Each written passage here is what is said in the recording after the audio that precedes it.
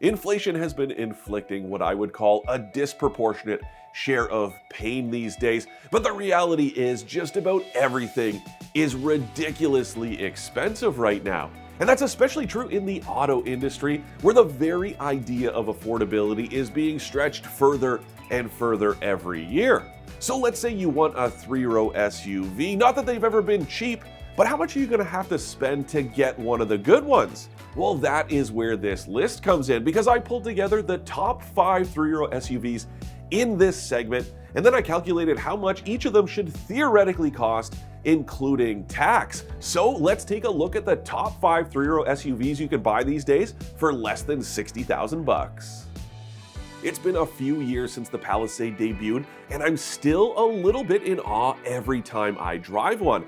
It's got great looks, it's nice to drive, and there's just about everything you could want in terms of tech and features, including an entire advanced safety suite. It's not the most spacious in the segment, but this thing's just about the complete package, even in the entry-level preferred trim that comes with stuff like heated front and second-row seats.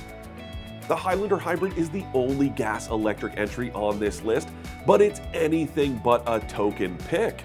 No, it can't tow as much as the V6 version, or any of the others on this list for that matter, but it hits back with the efficiency of a compact car without sacrificing any of the space of a 3-row. It's also got all the advanced safety features and most of the tech you could ask for at this price point. The Ascent is the value pick of the bunch here, with a few versions to pick from that fall under the $60,000 price cap we set. Like the rest of these picks, all-wheel drive is standard, and so is a full list of advanced safety features. The only engine offered is a turbocharged 4-cylinder, but it does a fine job of moving the Ascent's mass, and it can still tow 5,000 pounds. This is the smallest of the bunch here, but I really like what the Acadia has going on. It makes the most of the space it has, and there's a decent selection of standard features, including active noise canceling for a quieter ride, and a lot of the same stuff as the others here, like Apple CarPlay and Android Auto.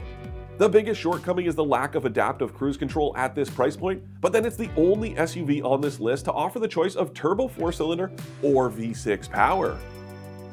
As far as the fundamentals go, the last vehicle on this list is strikingly similar to the first one, but the Kia Telluride really has its own thing going on as far as presence, plus it's got almost the same feature list as the Palisade. Of all the entries on this list, the Telluride pushes the closest towards that $60,000 price cap, but it's worth a look regardless.